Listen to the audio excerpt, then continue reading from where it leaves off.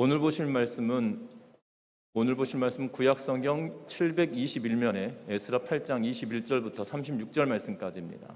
에스라 8장 21절부터 36절 말씀까지 제가 한 절 읽고 여러분들 한 절 읽고 교독하며 읽도록 하겠습니다.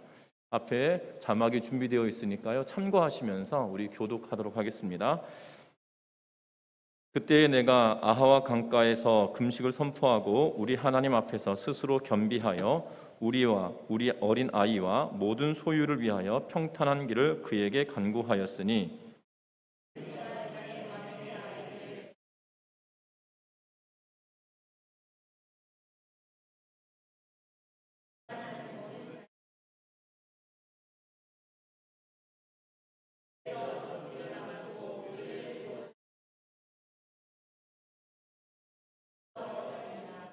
그러므로 우리가 이를 위하여 금식하며 우리 하나님께 간구하였더니 그의 응낙하심을 입었느니라.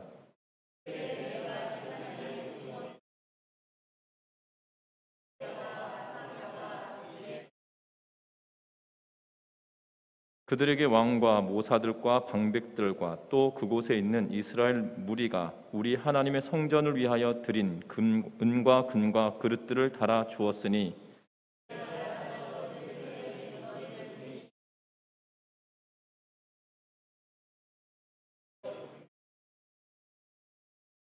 또 금잔이 20개라 그 무게는 1000다리기요 또 아름답고 빛난 금같이 보배로운 놋그릇이 2개라.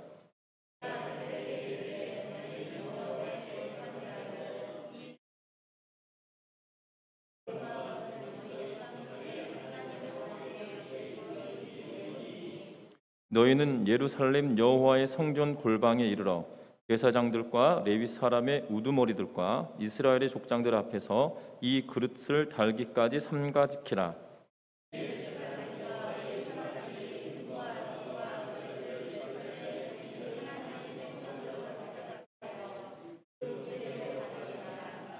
첫째 달 12일에 우리가 아하와 강을 떠나 예루살렘으로 갈새 우리 하나님의 손이 우리를 도우사 대적과 길에 매복한 자의 손에서 건지신지라.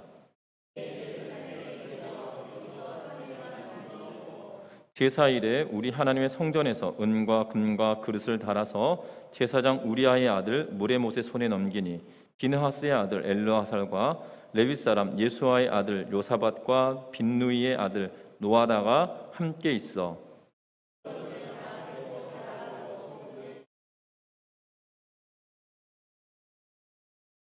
사로잡혔던 자의 자손 곧 이방에서 돌아온 자들이 이스라엘의 하나님께 번제를 드렸는데 이스라엘 전체를 위한 수송아지가 12마리요 또 순양이 96마리요 어린 양이 77마리요 또 속죄제의 순염소가 12마리니 모두 하나님께 드린 번제물이라.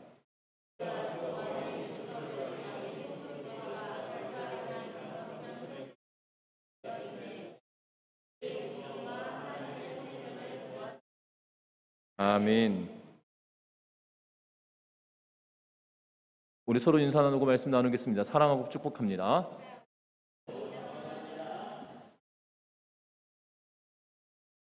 일과 생활의 우선순위를 정하는 방법을 말하자면 많은 방법들에 대하여 이야기하곤 합니다.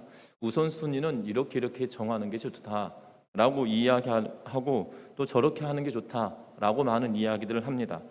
그런데 우선순위를 결정하고 정하는 일에 있어서만큼은 이 스티븐 코비가 썼던 성공하는 사람의 7가지 습관이라고 하는 책에서 이 가장 잘 정리해 두었던 걸로 기억이 됩니다. 여러분들 제가 PT를 하나 준비해 놓았는데요. 이렇게 정리합니다. 뭐라고 정리하냐면 중요한 것에 대하여 중요도를 하나의 그 Y 좌표라고 생각을 하고요.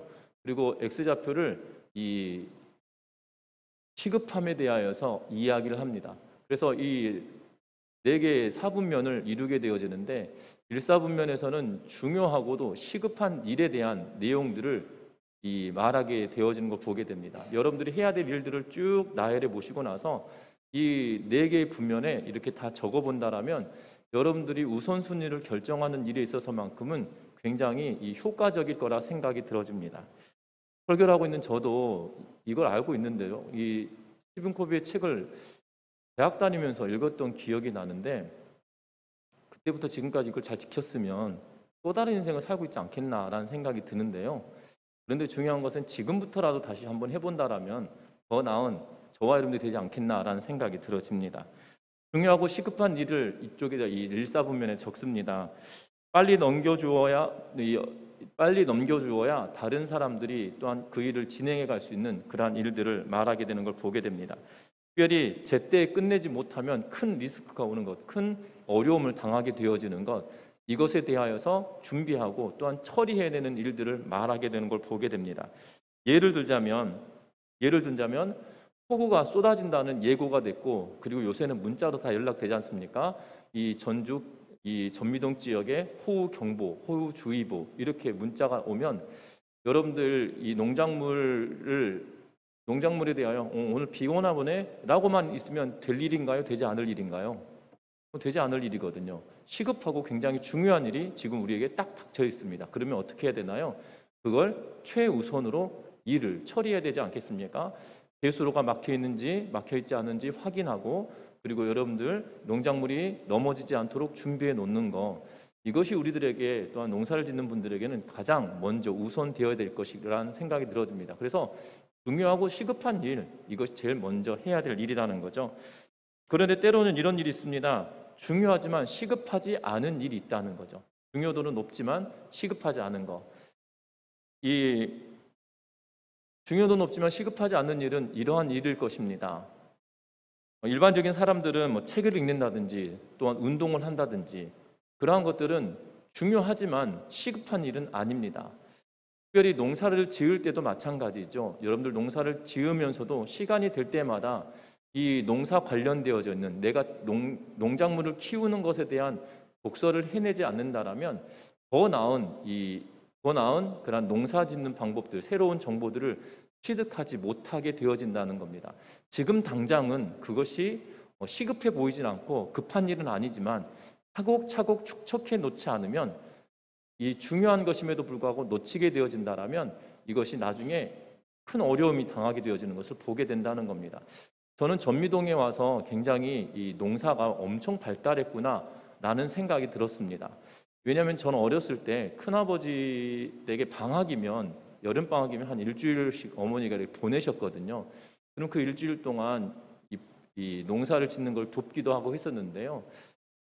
그리고 제가 목포에서 중학교를 지내면서 이 목포도 인근에 논이 많고 또한 농사 짓는 분들이 많기 때문에 중학교 이 수업 중에 농업이라고 하는 수업 시간이, 농업이라고 특별히 딱 과목은 있지 않았는데 그 기술 시간에 농업에 대하여서 살짝 이렇게 보았던 기억이 납니다. 그때는 분명히 이렇게 말했었어요. 뭐라고 하냐면 농사를 지을 때 모짜리를 해야 된다. 그리고 모짜리를 하기 전에 그 벽실을 잘 골라야 된다. 벽실을 고를 때 소금물에 이 계란을 띄우는데 중간쯤 떠 있을 때 그 정도 되는 이 농도의 이 소금물에다가 그 벽실을 집어넣어서 뜨는 것은 버리고 깔아앉아 있는 것을 가지고 이 모짜리를 해야 된다. 뭐 이러면서 시작을 했거든요. 근데 여기 와서 보니까 모짜리는커녕 모짜리 하는 분이 아무도 안 계시더라고요. 예, 세상이 바뀌었습니다. 그 25년 뭐 30년 상간에 세상이 바뀌어져 버렸어요. 심지어 여기 와서 깜짝 놀랐던 건 뭐냐면 농사의 과정들이 다 분업화가 되어져 있는 것을 보게 됩니다. 그래서 모짜리 하는 분들이 따로 계시고 이 종자들 준비해 주시는 분들인 것 같고, 그리고 모내기를 하고, 그리고 이 거둔 수확하는 것들을 보게 되죠. 과거에 이제 큰아버지 댁에 여름에 가면 큰아버지가 그 논에서도 이렇게 잡초를 뽑아내셨는데요.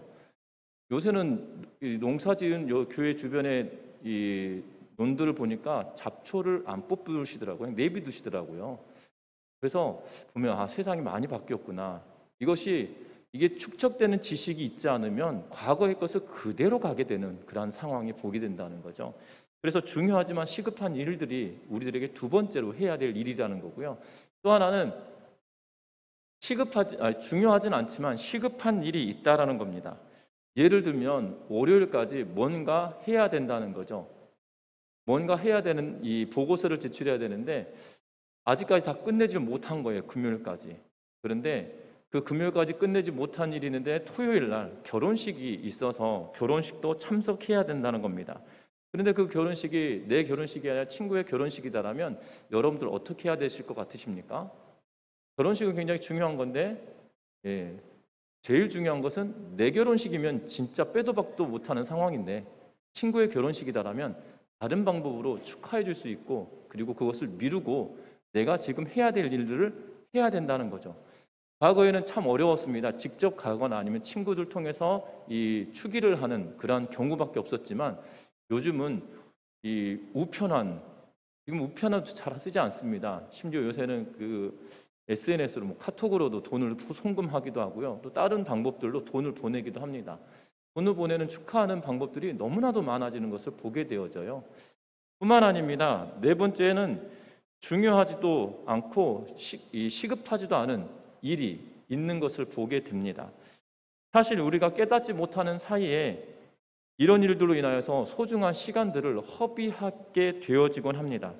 잠깐 TV를 켰는데 한두 시간이 훌쩍 지나가 버리게 되고요. 그리고 이 카톡의 답장을 쓰다 보면 한 3, 40분 훌쩍 지나가 버린 것은 다반사인 것 같습니다. 분명한 것은 그것이 내 인생에 가장 중요하거나 시급한 일이 아님에도 불구하고 그때는 제일 중요한 것처럼 느껴진다는 거죠. 그런데 인생을 통틀어 보면 그것이 중요하거나 그것이 시급한 일은 결단코 아니란 겁니다. 그런데 이러한 시간을 잘 생각해 보면 저도 꽤 많이 있는 것 같아요. 그런데 이러한 것들을 줄이고 의식적으로 통제하는 연습이 우리들에게 필요한 것처럼 보여집니다. 제가 오늘 이 이야기를 하고 있는 이유가, 제가 성공해야 된다라고 하면서 스티븐 코비의 성공하는 사람들의 7가지 습관 중에 이 우선순위를 두는 방법들에 대하여 이야기를 하면서 이 이야기를 하는 것이 여러분 성공합시다 이 말을 하고 싶어서 하고 있는 것이 아니고요. 다른 것이 아니라 오늘 본문에 에스라를 통하여서 이스라엘 백성들이 지금 예루살렘을 향하여 옵니다. 특별히 우리가 지난주까지 우리가 보았던 것처럼 에스라가 예루살렘으로 가는 도중에 아하 왕에 머물러서 인원 점검을 했더니 제사장 계열의 사람들은 있는데 레위 사람들이 없는 것을 보고 사람들을 가시바 지방으로 보내어서 레위 사람들을 찾아서 그들과 함께 동행하고 그들이 지금 머물고 있는 아하강에 도착하고 이제 예루살렘을 향하여 가는데, 그들에게 있어서만큼은 가장 중요하고 시급한 것은 무엇인가요? 예루살렘으로 향하여 가고 빨리 가는 것이 그들에게 제일 중요한 일일 것입니다. 가장 중요하고 시급한 일을 맞닥고 있는 이 귀환하고 있는 에스라와 더불어 함께 귀환하고 있는 이스라엘 백성들에게 지금 그들이 하고 있는 행동은 도대체 무엇이냐는 거죠. 시급하고 중요한 일이 그들 앞에 딱 놓여 있는데 그들이 하고 있는 일들을 통하여서 저와 여러분들이 신앙생활할 때도 마찬가지로 신앙생활은 언제나 시급하고 중요한 일이 우리들에게 있다는 거예요. 왜냐하면 신앙생활은 중요하고 시급한 일인데요. 왜 그러냐면 이것은 신앙생활은 영적인 전쟁이고 영적인 싸움이기 때문이에요. 여러분들 전쟁을 앞두고 있고 영적인 싸움을 내가 앞두고 있는데 이것이 중요하지 않다, 시급하지 않다고 생각한다라면 우리는 그 전쟁에서 패할 수밖에 없다라는 것입니다. 이번 이 다니엘 기도회 하는 동안에 차길령 대표를 통해서 여러분들 이야기 들으셨지만 제가 설교 시간에도 종종 한 번씩 이야기하잖아요.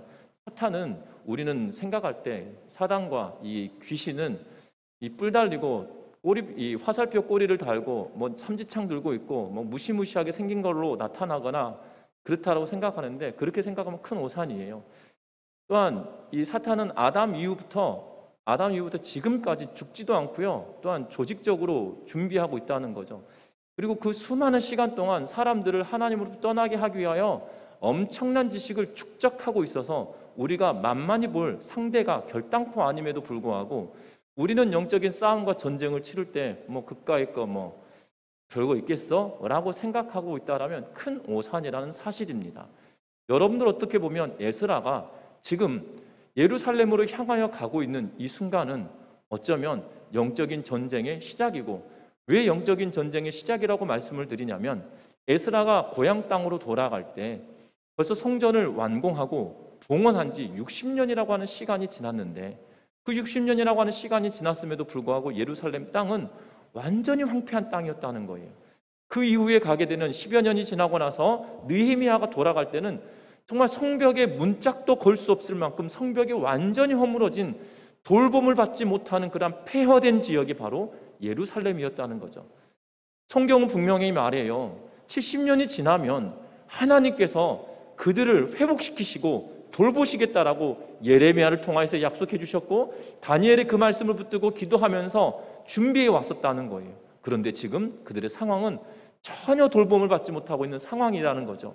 그 이유는 바로 그들이 영적인 전쟁에서 패한 상황이기 때문이라는 거예요. 그 영적인 전쟁에서 패한 그 상황에 지금 에스라가 가고 있는 거예요. 전장터를 향하여 가고 있는 모습 가운데 무엇을 준비해 놓고 있냐는 것입니다. 저와 여러분들 오늘 말씀을 통해서 그것을 찾아보고, 또한 우리의 신앙생활에 영적인 전쟁과 이 싸움에 승리하기 위하여 준비할 수 있는 믿음을 소유할 수 있는 은혜가 있으시기를 주의 이름으로 부탁드립니다. 먼저 21절부터 23절 말씀까지 우리 한 목소리로 다시 한번 읽어보겠습니다. 21절부터 23절입니다.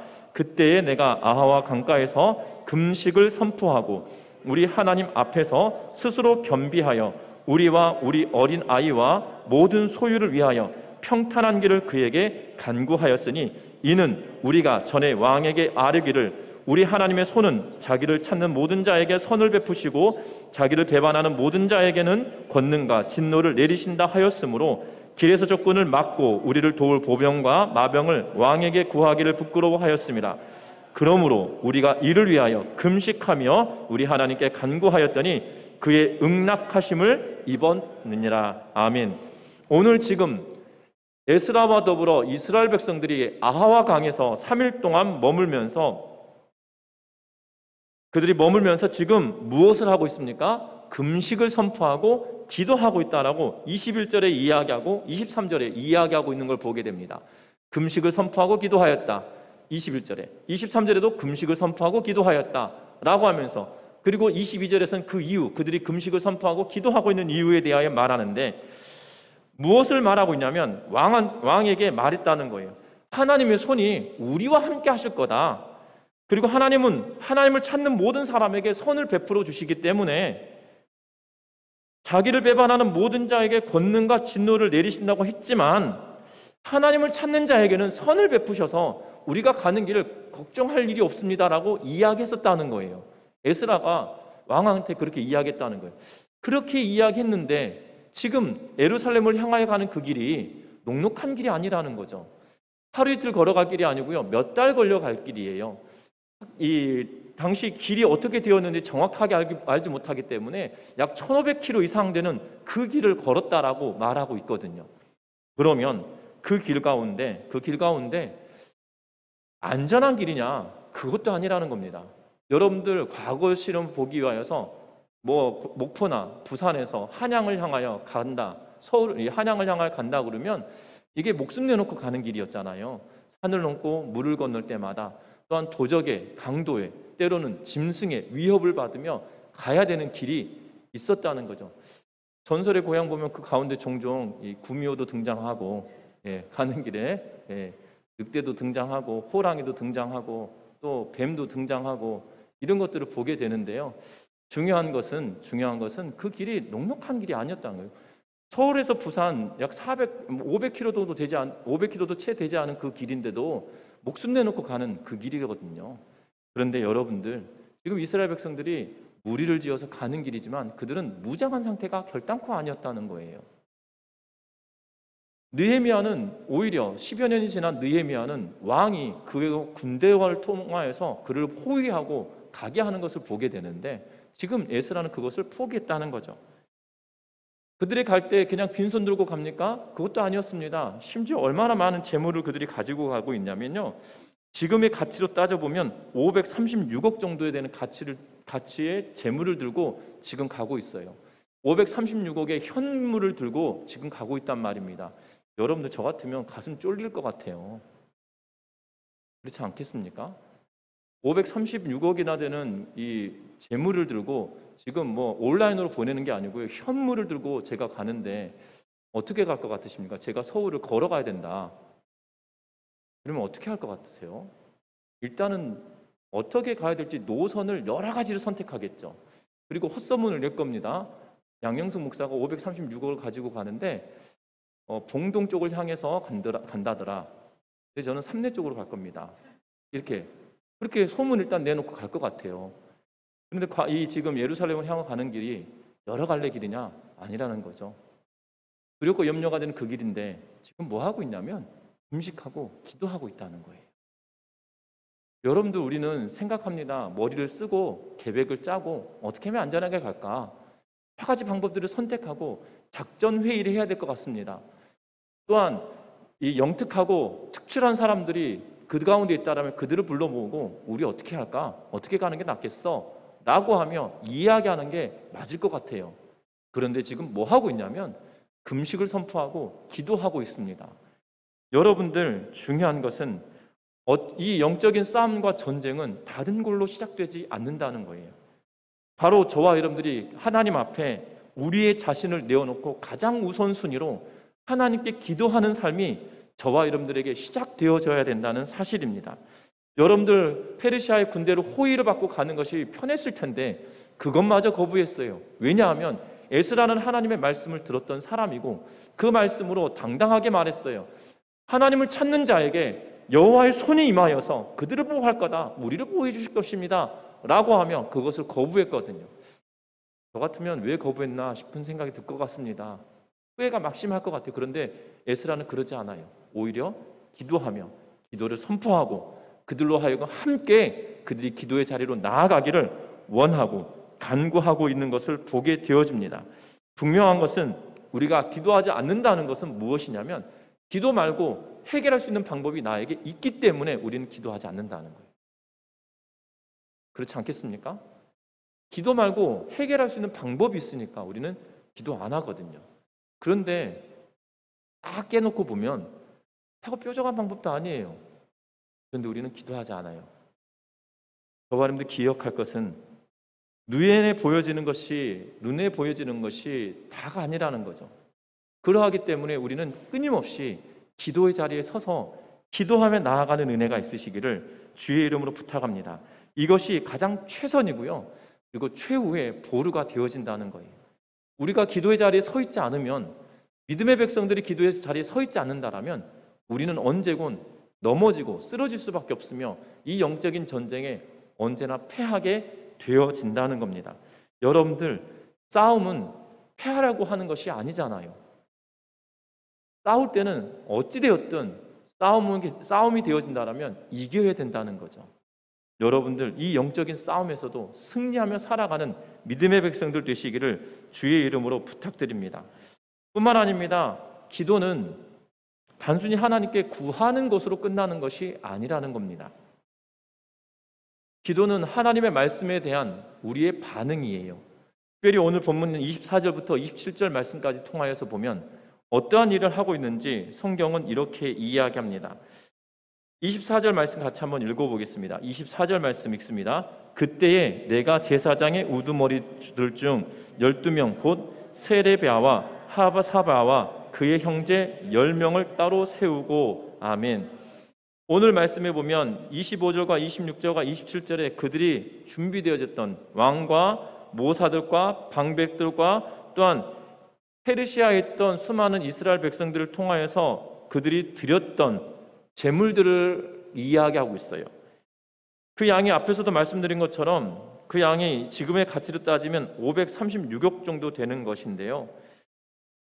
은의 양이 650달란트, 은그릇이 100달란트, 금이 100달란트, 그리고 금잔이 20개, 놋그릇이 2개, 이 양을 따져보면 어마어마한 재물의 가치가 있는 그러한 상태라는 겁니다. 그런데 이 일을 하면서 세레바와 하샤바를 세우고 있는 것을 보게 됩니다. 그리고 10명을 더 세우고 있거든요.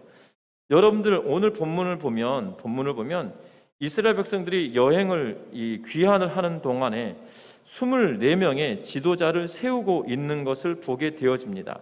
그 가운데 24명의 지도자를 세우는데 그 가운데 12명에 대한 이야기, 세레바와 하사바에 관한 이야기인데요. 이들은 18절과 19절 말씀을 통해서 보면 레위 사람들 가운데 있던 인물들이에요. 레위 사람들 가운데 있었던 인물들이거든요. 그리고 제사장 계열의 사람들, 레위 사람들 가운데 12명, 그래서 24명의 사람을 통하여 지도자를 세워서 출발하게 되는 걸 보게 됩니다. 그들에게 지금 이것을 맡기고 있어요. 여러분들 잘 보셔야 되는 것은 이것이 무엇을 위하여 준비된 것입니까? 25절에 보면 우리 하나님의 성전을 위하여 드려진 거예요.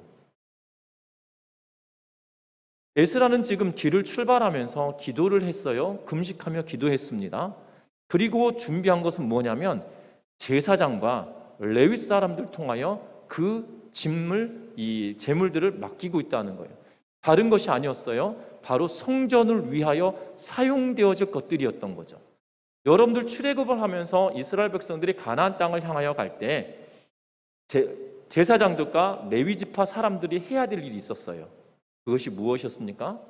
지난 시간에도 말씀드렸지만 민수기 4장 이후부터 보면 레위 사람들은 성전, 성막의 덮개나 또한 기둥이나 또한 묶고 있는 끈이나 그런 것들을 다 같이 가지고 갔어야 됐고요. 또한 제사장들은 덮개를 메고 갔어야 됐고요. 때로는 다른 분들은 이 분향단, 향단, 또 촛대, 떡상, 그리고 이 물두멍, 그리고 번제단을 다 챙겨서 싣고 가는 일들까지도 했어야 되죠. 다른 지파들에게 맡긴 것이 아니었어요. 레위 지파들에게 거룩한 성막의 기물들을 다 맡기고 그들이 챙겨서 가도록 만들었다는 거죠. 마치 오늘 이 본문은 에스라가 가나안 땅을 향하여 가고 있는 과거의 이스라엘 백성들처럼 지금 그것을 재현해내고 있는데요. 성전에 필요했던 모든 것들이 누구에게 맡기고 있는 거예요? 제사장과 레위 사람들에게 맡겨서 모세의 율법을 통하여 주었던 그 말씀대로 살아내고 이겨내고 가게 하고 있는, 그들이 그것을 책임을 지고 가게 하고 있는 것을 보게 된다는 거죠. 그런데 그것을 세워놓고 나중에 뒤에 보면 예루살렘에 도착해서 며칠 지나고 난 이후에 그것을 다시 한번 다 개수해요. 그리고 명단을, 목록을 다 전달하고 끝내고 있는 것을 보게 되는데, 중요한 것은 그들에게 책임을 지어주며 끝까지 감당하다라고 이야기하고 있다는 거죠. 여러분들 기억할 것은 우리가 기도하는 거 그냥 빌고 구하는 것을 그쳐지는 것이 아니에요. 저와 여러분들 기억할 것은 믿음의 백성들은 하나님께 기도하고 간구할 때 하나님의 말씀이 그 조건이 되어져야 된다는 사실이에요. 하나님의 말씀이 그 전제가 되어져야 된다는 사실이죠.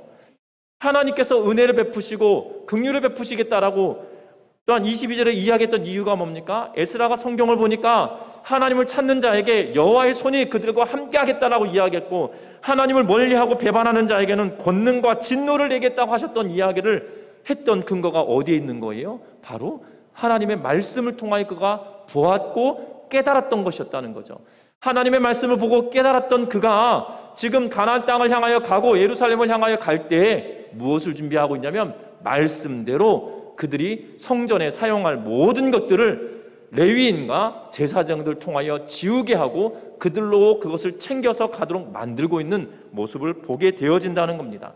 하나님의 명령에 분명하게 말씀대로 순종하는 삶을 선택하고 그 길대로 가고 있다는 거예요. 우리가 영적인 싸움에 승리할 수 있는 비결이 있다라면 다른 것이 아니에요. 하나님의 말씀 앞에 철저하게 우리 자신을 내어놓고 그 말씀이 나에게 무엇을 말하고 계시는지, 그리고 그 말씀이 나에게 하신 말씀이 있다면 그 말씀을 부여잡고 끝까지 나아가는 것이에요.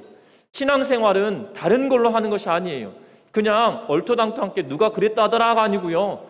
하나님의 말씀이 나에게 주신 것을 붙들고 그 말씀을 부여잡고 나아가는 것이에요. 하나님의 말씀이 우리에게 주어졌을 때 그것을 붙들고 끝까지 순종하며 나아가는 자세가 우리에게 필요하다는 겁니다. 기도는 깨어있는 행위이고요, 실천하는 일이고요, 순종의 삶이에요. 그런데 우리는 깨어서 하나님의 말씀을 가까이 하려 하지 않습니다. 그리고 구체적인 실천을 하려고 하지 않아요. 순종도 멀리 하려고 합니다. 왜냐하면 하나님의 말씀에 순종하지 못하게 하는 악한 영의 권세가 우리를 끊임없이 흔들기 때문이죠.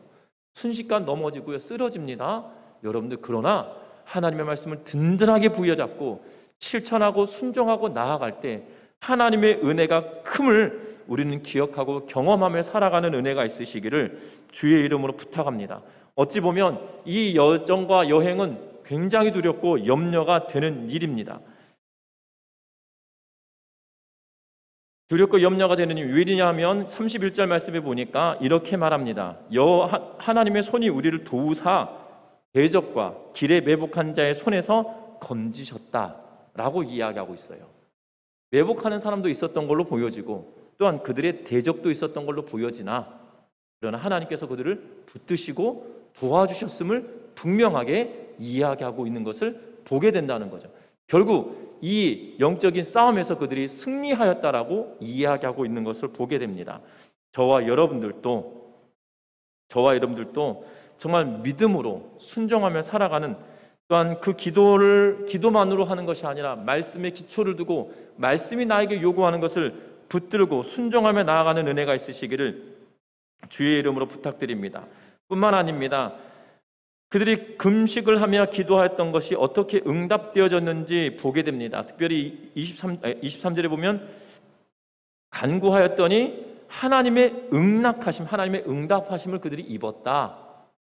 그리고 그 응답하심을 입어서 길을 걸어갔고 또한 길을 걸어갈 때 하나님의 말씀에 순종하는 삶을 살아냈더니 31절에 결국 여호와의 손이 그들과 함께 해주셔서 돌보아 주셨다라고 말합니다. 그 돌보아 주신 하나님에 대하여 그들은 어떠한 반응을 보이고 있는지 보면 32절에 예루살렘에 도착했습니다. 그리고 3일간 머물렀습니다. 그리고 제사일이 되자 하나님의 성전에서 그 금과 은과 그릇들을 다 달아서 무게를 대고 목록을 다시 전달해 주고 난 이후에 그들이 무엇을 하고 있냐면 35절 말씀 같이 한번 읽어봅니다. 사로잡혔던 자의 자손 곧 이방에서 돌아온 자들이 이스라엘의 하나님께 번제를 드렸는데 이스라엘 전체를 위한 수송아지가 12마리요 순양이 96마리요 어린 양이 77마리요 속죄제의 순념소가 12마리니 모두 여호와께 드린 번제물이라. 아멘. 그들이 번제물을 드립니다. 하나님께 번제물을 드리는데 뭐라고 이야기하냐면 이스라엘을 전체를 위한 수송아지 12마리다 라고 표현하고 있어요. 그리고 96마리다, 77마리다, 그리고 12마리다 라고 하면서 12하고 관련된 단어들을 계속 이야기합니다. 에스라는 8장에 들어와서도 이 가문들을 나눌 때 12가문으로 나누고 이야기를 했어요. 그러면서 제가 뭐라고 말씀드렸습니까? 이스라엘의 전체를 표현하고 있는 것처럼, 비유적으로 표현하고 있는 것처럼 보여진다라고 말씀을 드렸어요. 그리고 오늘 본문 25절에 와서도 동일하게 이스라엘 전체를 위하여 12를 준비하여서 수송아지를 드리고 있죠. 이스라엘은 지금 12지파가 정확하게 분명하게 남아있지 않은 상태였어요. 그럼에도 불구하고 12를 나누고 그리고 그 12이 모두가 12지파인 것처럼 표현을 하며 이스라엘이 온전하게 하나님께 예배하는 삶을 살아내고 있는 것처럼 표현하고 있는 것이 바로 이 에스라의 모습이라는 거예요. 여러분들 기억하셨으면 합니다. 우리가 기도하고 말씀을 기초하여서 그 말씀대로 순종하며 살아간다라면 우리는 무엇까지 해야 하냐면 예배의 자리까지 나아가는 것이 우리의 삶이어야 된다는 거예요.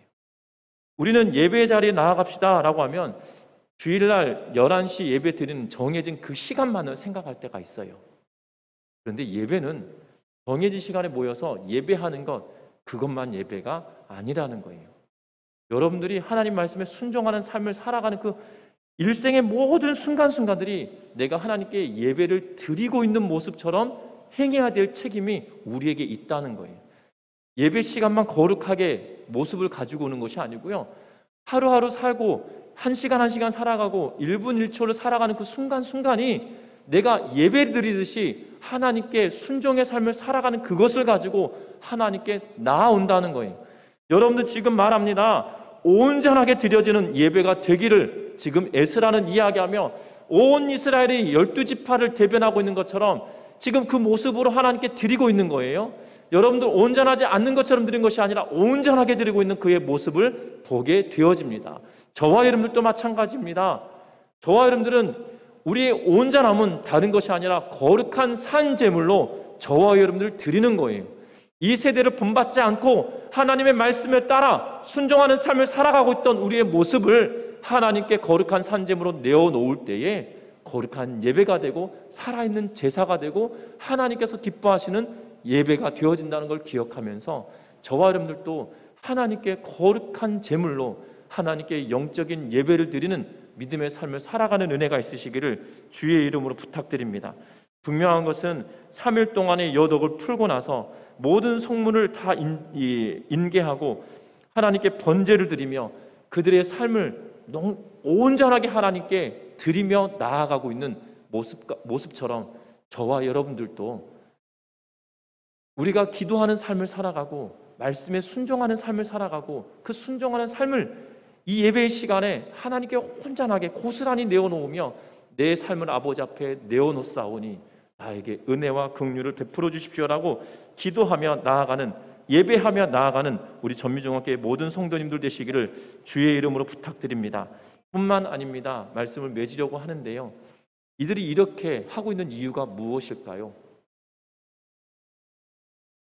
에스라가 이렇게 하나님께 금식을 선포하고 그리고 하나님의 말씀대로 그들이 삶을 옮겨가고 있고 그리고 그 삶을 옮겨갔던 것을 고스란히 번제를 드리며 하나님 앞에 그들의 왔던 모든 삶을 하나님께 내어 맡기고 있는 그러한 행위를 하고 있는 이유가 무엇이냐는 거예요. 그것은 다른 것이 아니라 그들이 섬기고 있는 하나님을 신뢰하고 하나님만 바라보고 나아오는 에스라의 모습 때문이라는 거죠. 에스라가 페르시아에 있으면서도 하나님의 말씀을 연구했던 학자 겸 제사장이었다라고 이야기하고요, 오죽하였으면 왕이 그를 인정할 만큼 하나님을 섬기는데 열심이었던 사람이에요. 그리고 하나님의 뜻대로 살아내려니까 어떠한 은혜를 경험했냐면 왕에게 부탁하는 것을 다 왕이 들어줄 만큼 그를 신뢰하고 신임하였던 사람이었던 거죠. 그것이 비단 그냥 왕이 그가 원하는 대로 해주었기 때문에 그것이 다가 아니고요, 그 근간이 뭐고 그걸 그렇게 되어지도록 만들었던 건 뭐냐면 바로 하나님의 말씀을 신뢰하고 그 하나님의 말씀을 지키고 순종하는 삶이 그에게 수반되어졌기 때문이라는 거죠.